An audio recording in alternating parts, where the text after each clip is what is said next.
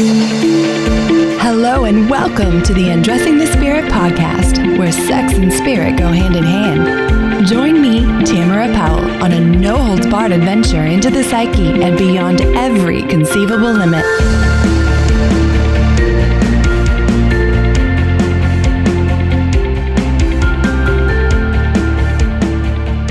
Welcome to Undressing the Spirit. I'm your host, Tamara Powell. And if you're new to me, you chose one hell of a day to stop on in. I'm chatting once again with the incredible Alexandra Cavucci from my Cracked Open series with her. This is one that you guys have been writing in and talking to me in person all about. You guys just can't seem to get enough, and I am quite content with that. So on today's episode, she and I dive into that spot in a relationship or in life where things start out incredibly wonderful, but then it kind of gets a little weird and maybe even on a bad day, pretty toxic. And we also explore how the anxiety of choice plays a key role in whether or not we stay or move. You see, choice is an incredible thing, and yet it can kind of become a first world problem because a lot of us will stay limited and stuck. And Alex and I are totally not okay with that. So we're diving into the empowerment and the neuroscience behind choice theory. All that to say, this is one conversation you do not want to miss. So without further ado, I give you When Aligned Becomes a Leash. Welcome to the Cracked Open series. I'm Tamara Powell. And I'm Alexandra Cavucci. And we believe that we're all really just shells hoping to be chiseled open so we can see the universe within. We hope to pave the way for you if you're looking for a place to be cracked open, unraveled, and join us on this journey. So we'll show you ours if you'll show us yours.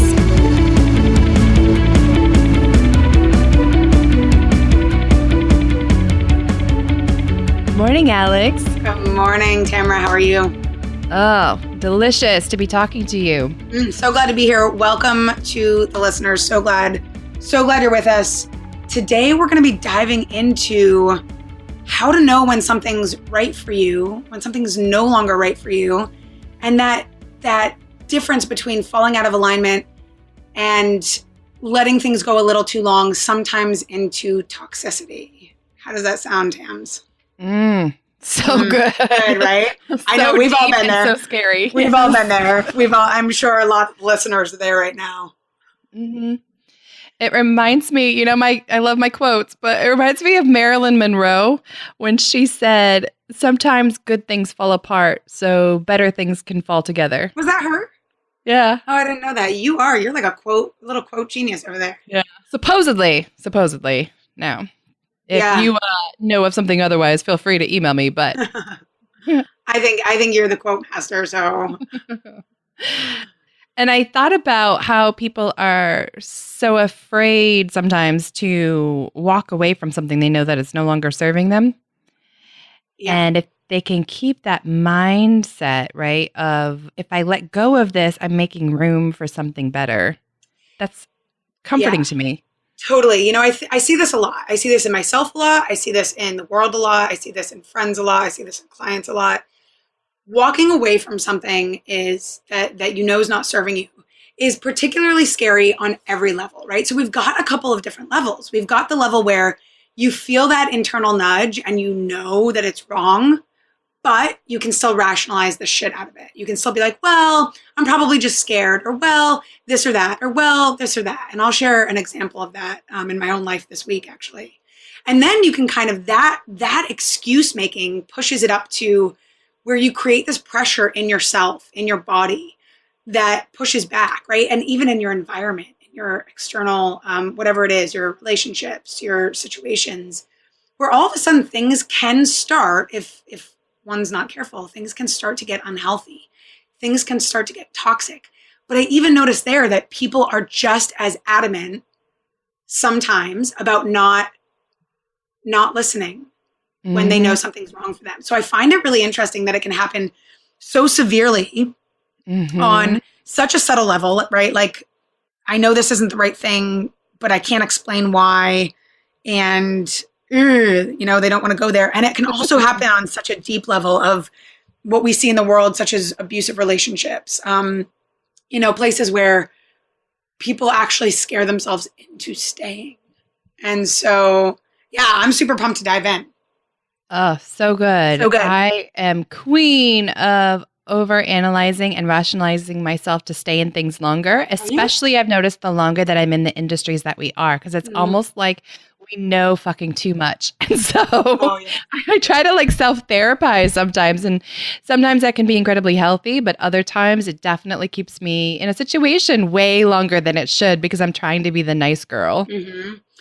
Yeah, and I think that nice girl, that good girl, first of all, has been ingrained in many of us growing up in society, just, generally. And so we take that into specific situations. We take that into not wanting to hurt anybody's feelings, or I don't know, is this really like, are they really being mean, or is that really that? We end up questioning ourselves and putting our needs aside so that we can be of some kind of service to others, whether that's being the good girl, being the nice girl, not ruffling feathers, not rocking the boat, so that, for whatever reason, we all like to be the good girl for whatever reason. But ultimately, we avoid discomfort at the expense of ourselves. Preach. I was just saying this week on a Facebook Live that we tend to not be afraid of the actual activity, but the feeling the activity brings up. Oh, totally. Right? That's a huge differentiation, yeah. Mm-hmm. So I am so curious about what happened to you this last week. Share. Yeah. So, I was working with a mentor. It was a 6-month mentorship, and we're about 2 months in. And 5 weeks ago, so that's almost the whole time, right? 5 weeks ago, a little bit more than half. Week 3. Yeah. Week 3 into it, I knew it wasn't right. And I just knew it. There was no reason. I love her to death. I think she's amazing. I think she's brilliant. There was just something in me, and it was coming out in meditations, and it was coming in little whispers. It wasn't like a bomb dropping on my head. It was like, Alex, this isn't the right thing for you. Like, Alex, this isn't the right thing. And it kept coming up, and I kept bringing it up with Dre. I'd be like, babe, I keep feeling like I made the wrong decision. And, she would be like, well, babe, you got to either listen to yourself or ask yourself if it's fear. This is a decision for you to make. And I noticed I just kept rationalizing it. Well, she's really good. She's a really good coach, and she is. She's a phenomenal coach. And there is no reason that I can think of or really pin down other than I know what I know, what I know, what I know. And in this situation, this is usually where I would not trust myself. And I would just go along for the next 4 months, scrounging for whatever I need, trying to figure out and trying to find a fix. But this time, for the first time in a long time, I think, I sent her an email and hopped on the phone and said, this is not the right mentorship for me, and it's my mistake, and it has nothing to do with you. And I have fallen out of alignment. And in fact, I don't think I was in alignment to begin with. And it was terrifying. Wow. It's such a, some people hearing this may think, who cares? You got rid of your coach. No big deal. But it is a big deal for women who typically don't want to rock the boat or offend somebody. And in our industry, especially, things like that can be taken very personally, right? Like, I don't want to work with you anymore. Ouch. And meanwhile, from my end, I know it has nothing to do with her. I know that it has 100% to do with me. And I recognized in a moment, I was actually sitting at the airport coming back from Tony Robbins. I'd been hearing this for 5 weeks straight, just this feeling in my chest, this subtle feeling in my gut, and this voice going, is this the right thing? I don't think this is the right thing. I think I made the wrong decision, trying to shut her up. And I was sitting in the airport, and I asked myself, do I want to keep this pattern going, or do I want to stop it? And if I want to stop it, I know exactly what I need to do, and am I willing to do it? And that was the beginning of me falling into alignment by walking away from something that was out of alignment. What an incredible example. There's so much in there that I want to unpack. The first one being how you were able to pay attention to your intuition, even when it was at a whisper level. So many of my clients that come in have so dampened that voice down, they don't even know when it's there showing up. And so it shows up in all sorts of even psychosomatic symptoms, right? Because if we don't listen, our body starts to become anxious or depressed or angry. Yeah. And they don't even know why. And it's because they've cut off that voice, the connection to their intuition. Yeah, yeah. And I've done that quite a bit, cut off the voice to my intuition as well. The connection. I mean, for me, it happened by paying attention to a couple of subtle things, right? So number one, I paid deep attention. Even if I didn't listen, I paid deep attention to how I felt the moment I signed up. Because in that, and this is where a lot of people don't pay attention. They make a decision and go, which can be very helpful sometimes.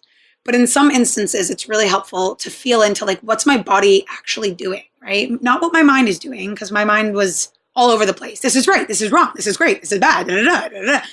And, but my body, if I really look back, the moment that I was going to sign up, I knew it wasn't right. My body was telling me.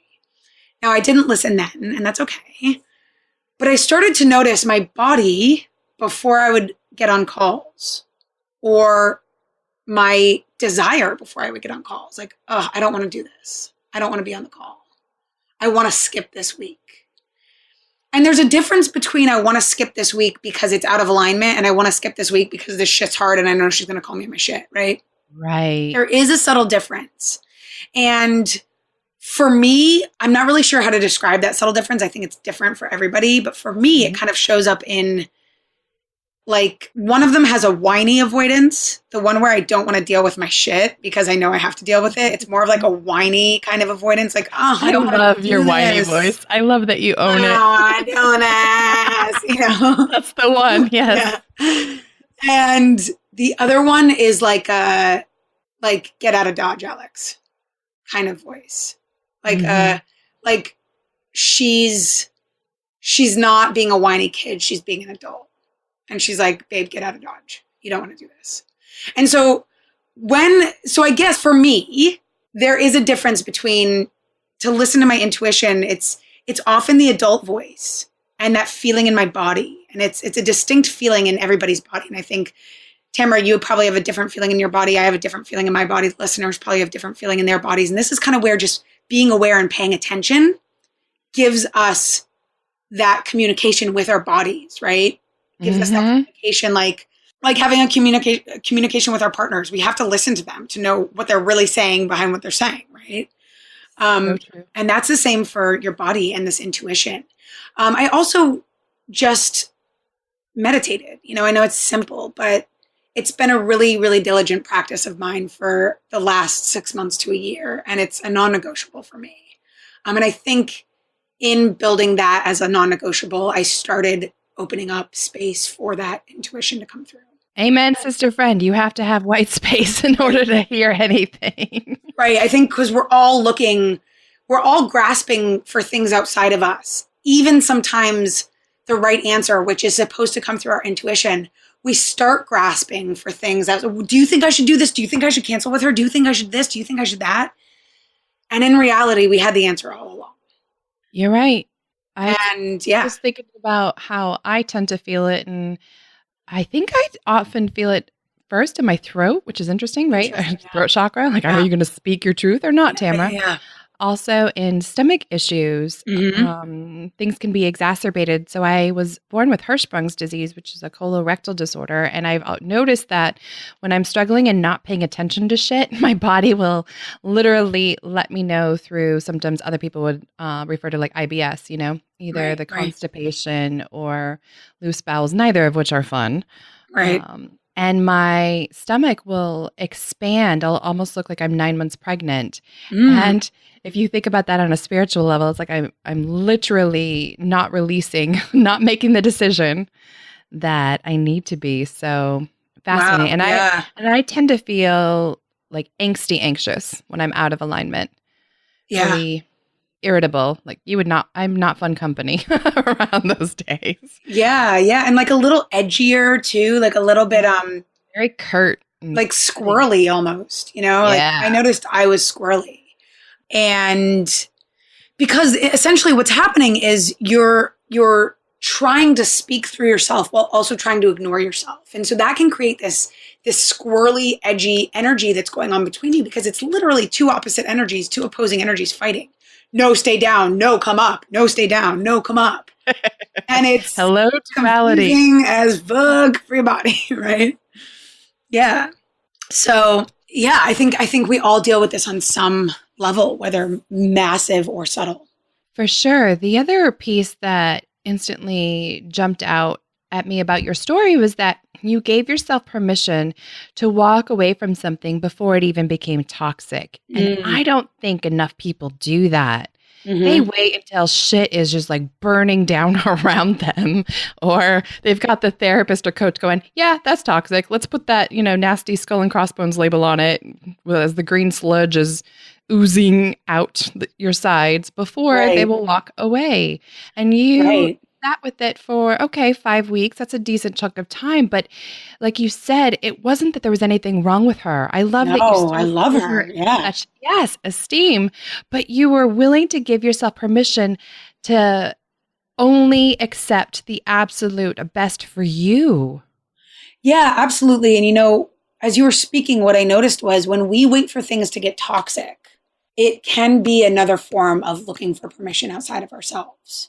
Ooh. Right? Because if it's bad enough, we have an excuse. If it's ugly enough, we have an excuse. If it's bad enough that even our coach can see it and tells us we have to do something about it, we have an excuse, right? And so that allows for us to not take responsibility, even though we have put ourselves in this position of creating toxicity by not listening to ourselves. We then get to opt out of making a strong decision, a powerful decision, by making a necessary decision instead. Ooh, drop the mic. That is going to be the quotable for this week's conversation. Boom, boom, boom. So good, because what you're saying is when you are willing to walk away before then, you're displaying personal strength.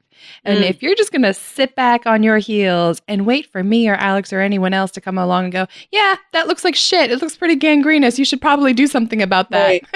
Right. You're disempowering yourself.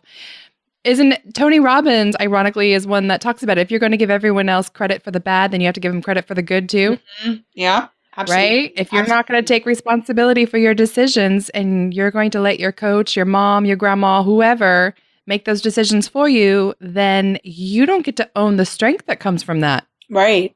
Absolutely. And I think people know that on a deep level, and thus oftentimes leave something toxic still in victim mode because they didn't take the responsibility. They didn't step into that because they waited until they had an excuse that was big enough that they didn't have to take responsibility, yet it still keeps them in the victim role. And this often, then we see people going into the same patterns, right? Yep. Then we see people going into date the abuser after the abuser after the right, whatever. Exactly. Or whatever same pattern it is, the same kind of coach, the same kind of this, the same kind of that, because they let their situation determine their outcome instead of vice versa. They waited for the excuse. Ooh, girl, I'm going to have to be journaling after this one about some of my exes. Girl, look at your life. Look at your choices. I know. Yeah, I've been really trying to listen to myself more. When Dre met me, she said I was the queen of boundaries because I was the girl who was like, I don't want to go party. I'm going to go home and read. And people would give me shit in my early 20s. Like, that wasn't cool. Mm-hmm. And I would say, no, like the more shit you guys give me, the less I want to be with you. So good night. And I was hard with my boundaries. And I noticed in the last year that there were certain patterns, and I noticed it because certain patterns kept coming up. There were certain patterns that I kept attracting that were starting to piss me off. Oh, yeah? And like what? Like a little bit of, I won't go into it, but a little bit of what I mentioned to you before we spoke. I'll give a little teaser to them. Give them a theme. Some people expressing certain feelings towards me Ah, in a way that happened to look the same every time. right. Which is Well, fine. how about it's just that it's other people are offering you their feelings without paying attention to yours. That's a theme we can all resonate with. Right, right. And so, I certainly feel huge compliment about that. It didn't feel bad at all. But I started noticing my pattern in it and my habit in it, which was, ooh, I really like the good part of this, but I also don't feel good, right? I don't feel good being in this role, but I really like getting the compliments, but I also don't feel good.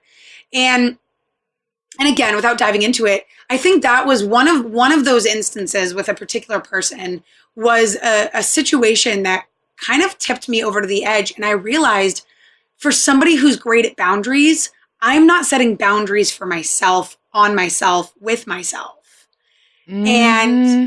that can show up in a ton of different ways. So I was out of alignment and I wasn't listening to myself. And thus started my whole desire to recognize before I hit toxicity, recognize before I hit that like exasperated, fuck this shit kind of place. Yes, I do. Because that's where For my me, power. for me, that shows up most insidiously, like a lot of other therapists, like coaches too, but I think it's even worse in the therapy industry where we're talking about setting fees and rates. Mm-hmm.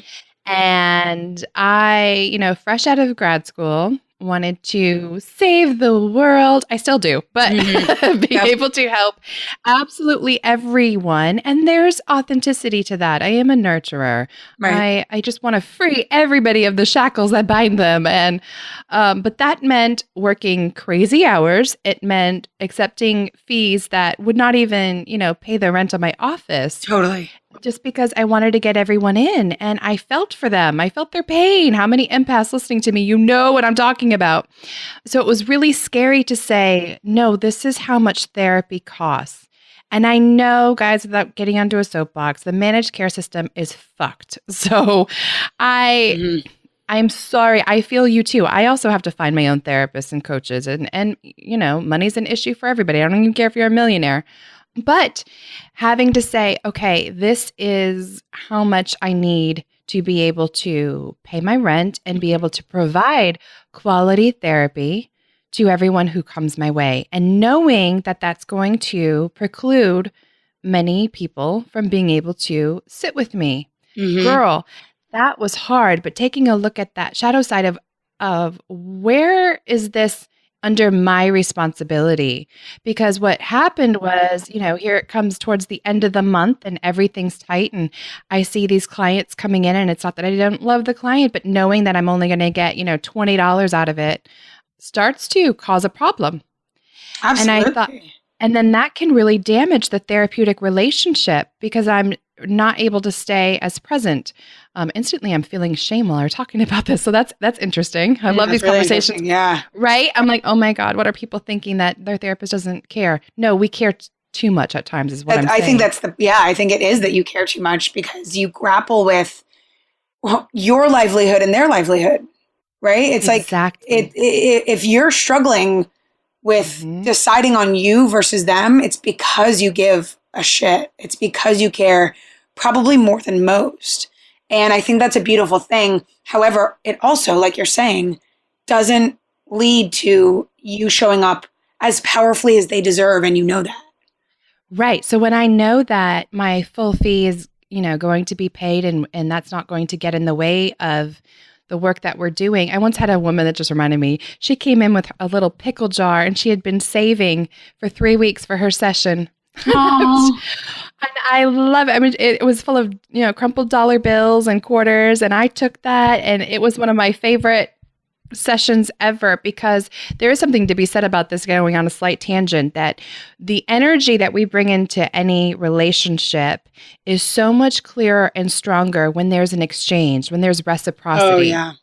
And so the clients that I was seeing for $20, not all of them, but some of them, they're just not committed. And we see this in the therapeutic outcome ratings and in the no-show ratings statistically.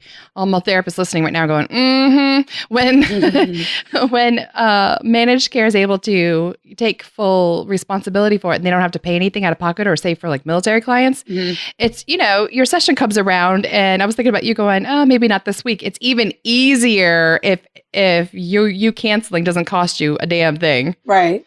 Totally. And so it was 10 times harder to build rapport with those clients, just as a side tangent. But thinking about which part of this do I own? Yeah. It was, all right, Tams, this cycle is going to continue repeating itself until you decide how much, it's not how much I'm worth, but how much exchange of energy in the form of money is going to happen here. Right. For sessions. Right. And, I think charging and like you said, there is reciprocity, right? It is a two-way street. And I've found that the more we take responsibility for getting ourselves in to whatever coaching or therapy sessions we want in on, for whatever amount that is, we are taking responsibility, right? We're taking responsibility for ourselves. Otherwise, it becomes save me. Yeah. Save me. Here's 3/4, fucking save me. Figure me out. Instead of support me. And that can be a dangerous thing. And the other story that I really want to share, I almost hope my mom doesn't hear this one, is I'm getting juicy. I'm getting really juicy. Something that my sister and I have talked about, not to throw her under the bus with me, but I am, is realizing as adult women now, we looked at our mom. She was raised in an abusive household until my grandfather found religion later on in life. And so there was physical abuse and probably emotional and verbal abuse as well. And this caused her to be emotionally unavailable to my sister and I growing up. We saw her more available with my brother, who was diagnosed with cancer we later lost. And so I think there was probably an added wound there for us of going, wow, she can do it with John because John's sick, but not with us. She's come a long way. She's coming around now. But what's interesting and to the point for this session is that I viewed her as being incredibly strong, whereas I saw my father as being emotionally available and like I called him the marshmallow. I mean, he was a military man, so he was strict, but he was also the first one to cry. He was very free-flowing with the I love yous and the hugs, almost to the point where he drove me bananas. Like he was also very sensitive, overly sensitive at times. That was his shadow side. My mother, on the other hand, was stoic, was just the facts type chick, just got things done. I could see that she was a workhorse, but I didn't really feel connected to her. And what I noticed about her is that growing up, I always thought she was boundaried, like you were talking about. I always thought that she was very assertive. I thought, wow, no one ever fucks with mom. But this dynamic as an adult, I looked back and realized my mom, she's a type 9 on the Enneagram for you Enneagram nuts. She's a peacemaker. And when I saw that, I went, what the fuck? Because in my head, my schema for peacemakers were like Mother Teresa, Gandhi, like these people who would be serving and soft. And so she's a type 1 wing. She gets, anxious, detail oriented. There's the logic side. And it suddenly clicked one day a few months ago. I'll never forget it. When my mother she's notorious for being passive aggressive and talking about my father behind his back, like not nastily, but like if he says something. So like if she is listening, Mom, I know she's respectful, but she complains, right? And it suddenly clicked. I went, whoa. In her desire to make peace with everyone and make sure everyone's needs are met, she self-sacrifices and doesn't stand up. All my life, I thought she was the assertive badass. And turns out she's just as vulnerable as the rest of us because she lets my father make decisions that neither my sister and I would ever go along with in our marriages. For example, my father, she's had the same living room furniture since my brother was alive. We're talking over 20 years. My parents are debt-free. Money is not an issue. And this woman, and she makes more than he does. When they were renovating their house, he said, you can have a bedroom set or a living room set because he's overly anxious about money. And she put up with it and has never lived it down though. Like every second that she gets, she's like, well, and your father this and your father that. And I'm going, damn woman, why not just tell him, hey, Yeah.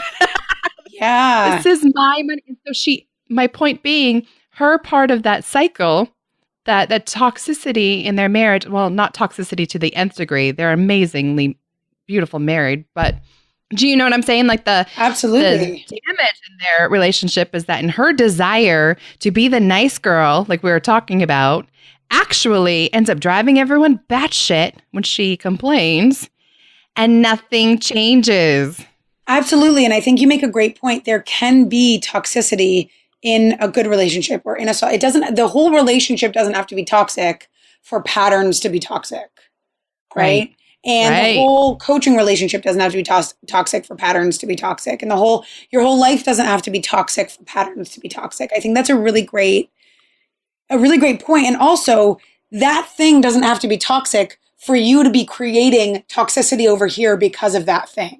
Ooh. Right? Like you could be totally allowing something or pissed off about something or whatever, out of alignment with something and not do anything about it, and then deflect and then project and then create toxicity in other areas of your life. Right? For example, the alcoholic who gets angry at everybody around him because he's not looking at what the actual toxic thing is. Right? The alcoholism. And so, I think that's a great point and a really great nuance that you brought to it. Yeah, and I have so much love for mom. Like I've learned so much from seeing that cycle play out and looking at my own relationships and going, do I listen, going back to the top of the hour of what you were just saying, do I listen to my intuition? Have I made it like that best friend that I check in with? And when I do, and I know something's a thing, am I going to be brave enough to be vulnerable and assert myself and say, it's just asking. You don't have to demand and be a bitch. I think that's what my mom's type 9 peacemaker is afraid of, is coming across like the entitled wench. But what I have found fascinating as a relationship counselor is that it's not like her husband's getting the best of her anyway. She's in the other room upset.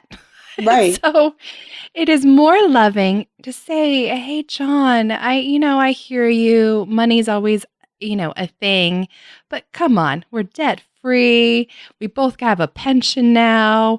Our house is done. Our kids are grown. If we can afford vacations, well, can we not get a living room set? Totally.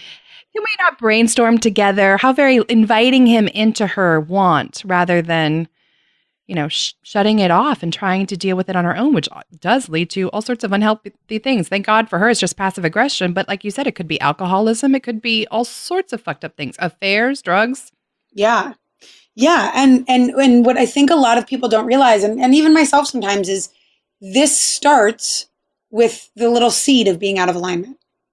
This starts, the big things start with the little things. Mm-hmm. The big shit falling apart start with the small decisions we make, start with the small things we think, start with the small situations where we let ourselves be in, and because we're afraid of being a bitch or being the asshole or being a wench or whatever it is. You're right. And I can tell you, hands down, the most loving feeling you'll ever have is when you stick up for yourself in a positive way, and you don't have to fall into alignment in a way of like, I'm gonna fucking bitch at everybody. You don't have to. You don't have to be a bulldozer and barrettes, as I love to say. Because when you are that bulldozer, it's because you've already gone too far. It's because you didn't listen to yourself with the nudge. Because when the nudge comes, you're not angry yet. The anger of the toxicity, of the this, of the situation, of the that frustration, that anger that makes you feel like you're going to be a bitch is oftentimes, and I get it, it is there in the beginning as well. Like, I don't want to hurt that person, but it builds and builds. And oftentimes it becomes what keeps us in toxicity, right? That anger, that, I don't want to be a bitch. Now I'm just going to fucking explode. But when we catch it first, when we catch it early, and when we love ourselves through it, right? Yes. Then it can be beautiful. Just like I did with my mentor this week. Hey, I want to let you know this is really hard for me to say. I really care about you. I really love you. I think you're brilliant. I respect you and admire you. but I've been hearing this for a little while and I have to do the most loving thing for myself and listen to it. Which brings me to the third thing that struck me about your story. I told you there were so many. Is that, and my therapist mind keeps track. I love it. I love it. I'm like, 1, 2, 3, bring this client back around for later. Good, because I'm a 4. I'm all over the fucking place. You're my favorite type of people. But the third thing that struck me about your story is how beautiful that this woman that you were in a coaching relationship took it well and let you out of your contract with her. Yeah, That it was says really so much about her character. Oh, absolutely. And I was terrified. I actually sent an email first because, consciously I decided that in order for her to have space to have a response of her own, I didn't want it to be on the phone first. I wanted to have a follow-up call. Mm-hmm. So I sent her an email explaining everything first, asking for a follow-up call so that, when you hear news like that, it's like, what the fuck do you do with that? So I wanted to give her space to process and to chew on it a little bit. And so I consciously decided on that instead of like, I'm too scared to talk to her on the phone. I'm going to send her an email, right? I consciously decided that this was right for both of us in what I was trying to do best. And I was terrified because I did it before I went to bed. And she's a few hours ahead of me.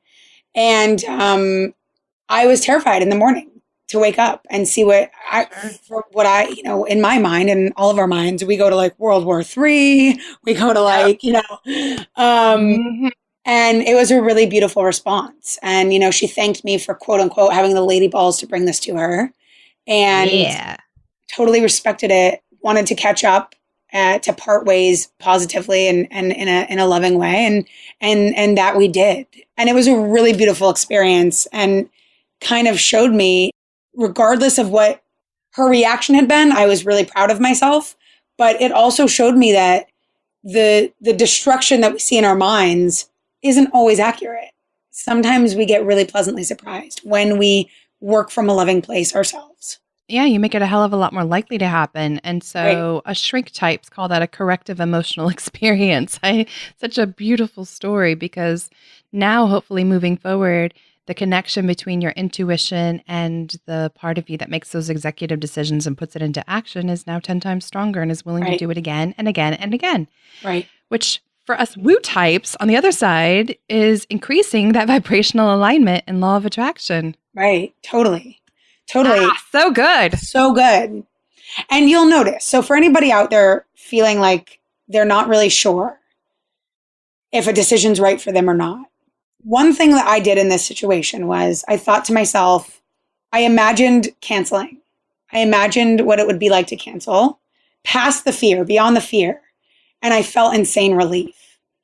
And so you'll notice that oftentimes what feels relieving can be the right decision, right? What feels relaxing, because your body will relax into alignment. Your body will relax into what's right. So good. It takes me back to our last cracked open session that we called Float on Your Back, Bitch. Float on your back, bitch.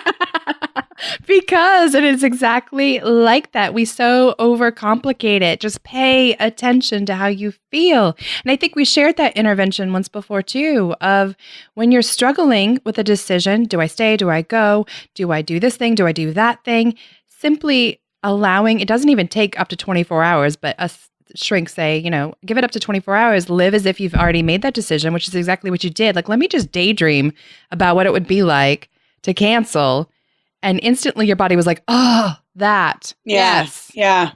Which can be scarier because I have no excuse, right? Because I have no reason. And this is then where the mind pops up and goes, yeah, but she hasn't done anything, but she's not an asshole, but she's not and she's not, you're not a bad fit for each other.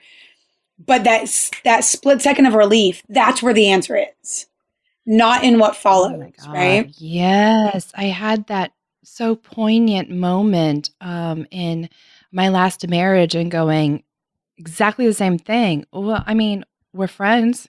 I mean, things could be okay. There's none of these huge, gangrenous reasons that I've seen other people get divorced. Right. But the first night that we spent apart, I slept like a baby. Mm. It was just, I cried, but oh, it felt so relieving. Mm. You know when you know. Your body knows too. Yes. Your body knows even when you don't know, even when you are not listening to what you know. Mm-hmm. Like, we know. We're smart motherfuckers. Yes. Or at least our higher selves are. Exactly. Yeah. And I think that's where, like, because I'm guessing what happened was, even though you slept like a baby, I'm sure your mind still started going in on you, right? At some points. Oh, yeah. For weeks. Did you do this? I don't know. Da da da. He's not bad. Da da da. Maybe this, maybe that. It's not too bad. It's not as whatever. But the mind will always do that, right? Because it's trying to fucking find some. Always. It's just, that's its job. It likes to create destruction and then try to fix the destruction, right? Yes. But it's in those moments of like relief that the answer comes through clearly. And that's, if we listen to that, that's where our power lies, you know? You're so right. And so for the listeners who may not get the corrective emotional experience in at least instantly with a coach like yours, that, it came together nicely and we left. When shit is past that point and you do have that nasty skull and crossbones label on it at this point, let's speak to them and how to face the fears and why they still need to walk away. Good call. Yeah. Yeah. I mean, I think something that you brought up really struck me of, I'm just laying back in my bed right now. I want you all to know. I'm just like loving this. I just put my hands behind my bed like I'm on like a therapist couch. That song is now in my head. Just lay back and look at the stars with me. I love it. Just watch the world go by, chasing cars. Yeah. Oh, yeah. One thing that you said was really poignant to me, which was, once we make that decision to listen to ourselves, we strengthen that muscle, whether it's within toxicity or whether it's just being out of alignment and it's still positive. And that strengthening that, at least for me, I mean, this is just one of my values, is something that I am committed to. And so for me, that would be enough. But I would love to hear what you think for people who maybe that's not one of their values yet, or maybe that's not on their hierarchy of needs yet. You know what I mean? What would you think? Well, I just want to add my hurrah to you pointing them back to their core values first. That's always, if you're confused, go back to what's important to you, not anybody else. What do you want for this lifetime? Which core needs matter most to you? Put them in your language because your psyche will grab onto it. But for me, thinking about ideas like, it's better to be alone than in bad company. Right? I have never been more lonely than in the presence of other people who were right next to me, but were not there. Yeah, absolutely. That's devastating to the soul. And the longer you stay in that, recognizing that it's going to bring every other area of your life down eventually. Sometimes it takes years, but other times it's really quickly. It depends upon what kind of Ebola you caught emotionally, know? And so paying attention to your physical symptoms, paying attention to how's your business going, girlfriend? Paying attention to, how's your relationship with your kids? Yeah. Other areas, realizing that if you continue to allow this toxicity in one area, you will eventually collapse your world in on you. Yeah. Absolutely. So if that doesn't light a fire under your ass, I don't know what will. You should probably call me or call Alex. Yeah. Let us be strong for you until you're willing to do it yourself. Yeah, and I think that's a great point too. You can get help if you don't know what this feels like or how to do this. It is possible to get help, whether that's in books or podcasts or coaching or therapy, whatever form that takes. You can get help. You can get support. And I think that that's important. Because, I mean, shit, we get support We know a lot of stuff. Yeah. I mean, I hope. Even more so. I told you, it drives me fucking crazy. The more I know, the more I drive myself nuts. The more Absolutely. I need other people. Absolutely. And it's actually, it's a treat, right? Like I want coaching for the rest of my life. It's my favorite expense. I love it. Yeah. Oh yeah. I love it. So yeah, I think I love that. I think that's a really good point. And another thing that kept coming up for me was coming back to choice. When you feel powerless, and a lot of people in these situations do, whether it's in a toxic whatever or out of alignment, but they don't want to be a bitch. When you feel powerless, come back to the fact that you get to make a choice, because choice immediately ignites that like responsibility in you. Choice immediately ignites that fire in your belly that's like, all right, I got this shit. I'm in the arena and I have to make a move. And even just that word choice, and even just saying, what do you choose, is enough. I mean, I can feel it in my belly. I ask myself, what do I choose? Me too. Every time. It's fierce. Oh my God. Because it my taps top 3 favorite word, I think. Oh yeah. It taps us into not only our power, not only our responsibility, but our higher selves and our infinite selves. And there's magic made there. And so when in doubt, and this can be a practice, you can always say to yourself, what choice can I make? Or what choice am I not making? Or what choice do I want to make? Or what would it feel like to choose? Yep.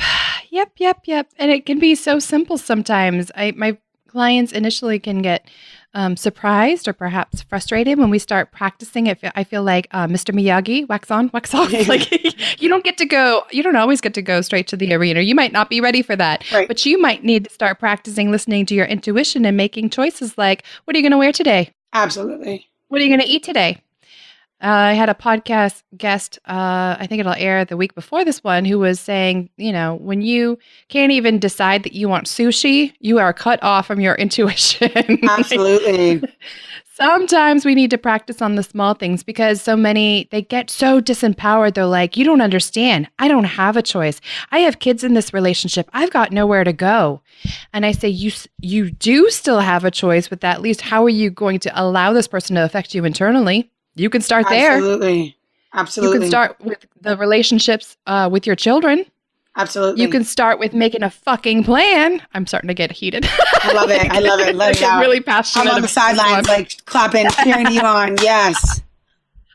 We always have a choice, even if you can't see it or not. So, we do. Back you up on that. We do always have a choice, which can be scary, but is very powerful when you decide to use the lady balls and do it. Amen. I think, as an existentialist, this probably explains why it's one of my favorite words. We talk about the natural inherent anxiety that choice brings and how, especially in first world cultures, I'm going to wax philosophical here. This is why I think we're seeing anxiety disorders on the rise in the United States and other westernized cultures, because we've got the fucking world at our fingertips. When you can have absolutely everything, I think about the high profile men that I work with, that can be completely like deer in the headlights moment for them. 100 years ago, you didn't get that choice. You did whatever your daddy did, whatever the state would pay for, or whatever was available locally to you. Right. Now people I can marry someone on the other side of the planet if I want to. Right. I've got people right at my fingertips. 7.5 billion people for me to flirt with and swipe right on. I can have any type of job I want to for the most part. Absolutely. And that creates anxiety. So I just want to embrace both ends of the spectrum. I get it. Which is all the more reason why you have to own. If you are choosing to stay, we may have talked about this before, in a relationship for whatever reason, maybe just because you've got kids together and you want to co-parent them through their formative years. Fucking fine. But the second you own that choice, you will see your depression and anxiety go down, and you will then be able to open up space to choose how to make the rest of your life juicy and delicious. Yes. Go get you a hobby. Yes. Go back to school. Yes. Yes. It's when we live in indecision that we flounder in anxiety. I love you clapping. Yes. You can hear me clapping. Hercules. Dre does that a lot. That's funny. I love it. Happiness is within your control is what I think we're both saying. Yeah, for shit sure it is. Yes. We're both heated with this one. We're both. Like in church today, yes. Yeah, we are. Yeah, we are. Mm-hmm. I love it. And I think it's really powerful. And, as you notice, Tamara and I are really heated about this. And part of it's because we have practice, right? We have practice and you've got that same fire within you, right? Mm-hmm. The more I stand up for what I believe in a loving way and communicate as best as possible, it doesn't mean there are no hiccups or arguments or whatever.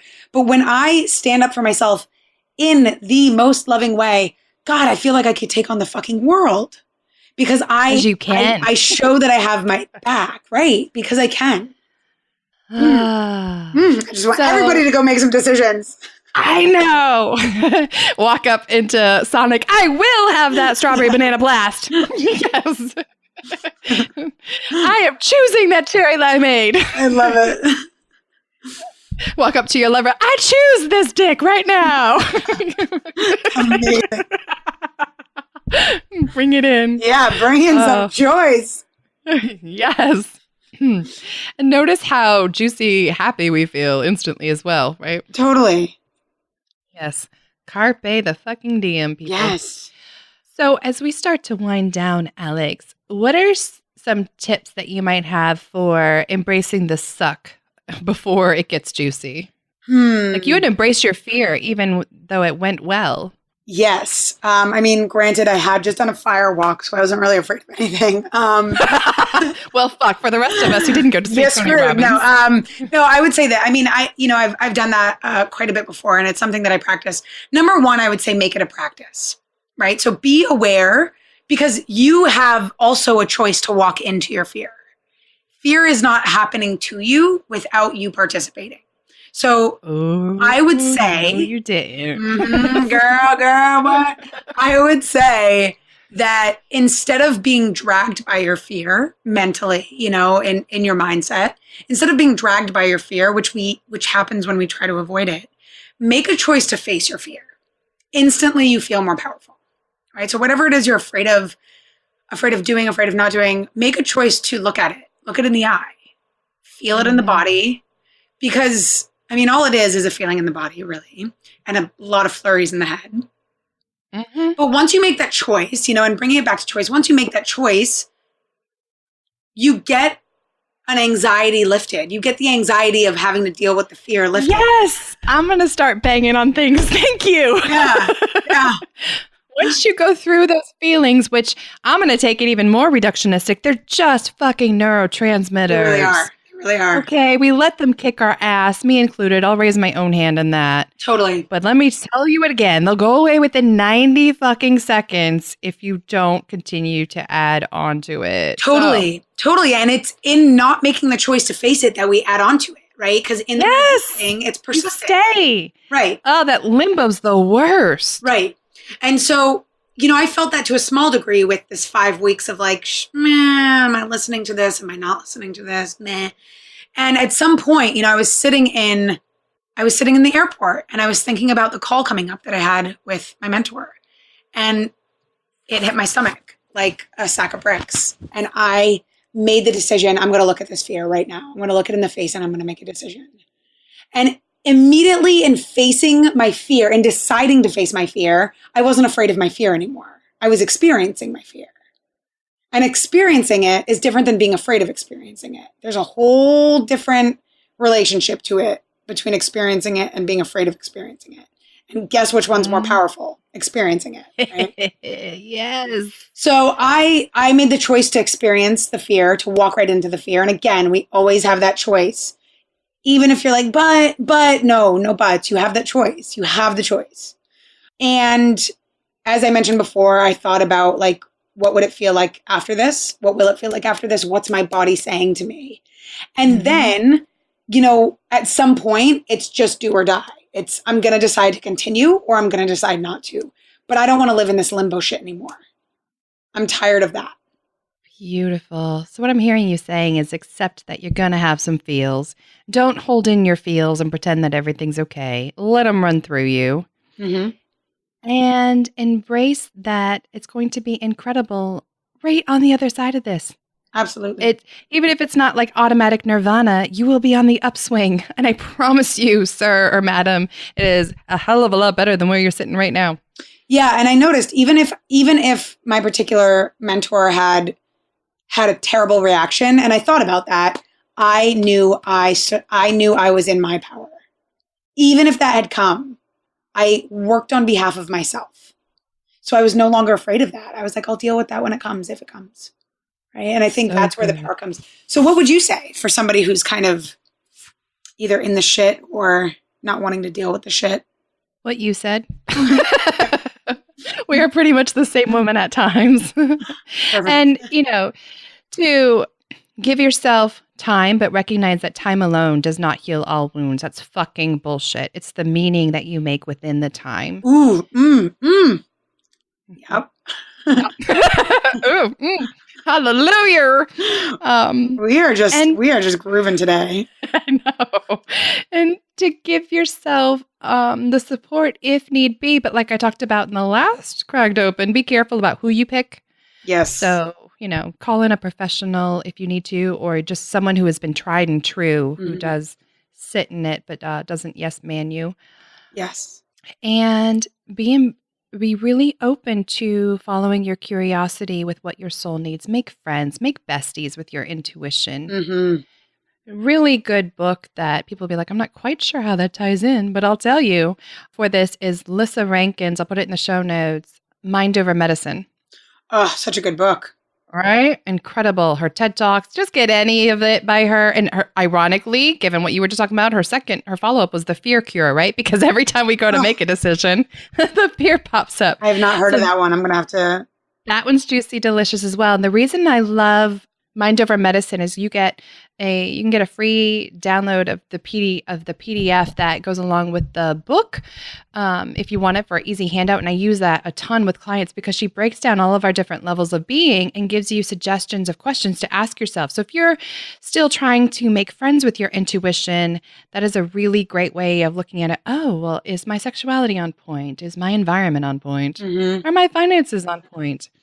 So I think it's a great way to practice making choices in the small things and let the emotions work through you. Otherwise, it's going to show up. And ironically, listening to your intuition is a hell of a lot cheaper than paying for antidepressants or long-term hospitalizations or therapy. Absolutely.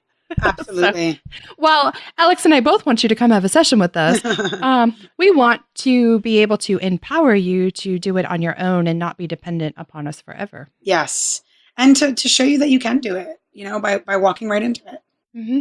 Which, speaking of, before we close, I would just love to invite listeners, if you have a story of paying attention to your intuition, or if you have a story of getting empowered, we would love to hear from you. Yes. If you go to, I want to hear your stories, reach out. Mm-hmm. If you go to aryatherapy.com, ARYA, therapy.com, there is a little icon on the right-hand side where you can leave us a voice message for the podcast or shoot us an email. And that is also right there. Just hit contact me and you can let us know if you don't want to share it, but we would just love to hear from you. Yes, we would. Please reach out. Or if there's an idea you have for us to chat about, or you just want to say hi and that you love our hair or voices. We're not above that either. Nope. We love it all. All right. Any final words, Love Muffin?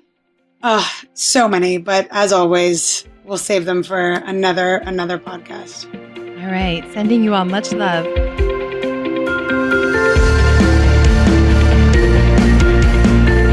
Thanks for listening to the Undressing the Spirit podcast. I pray you found some inspiration and titillation today.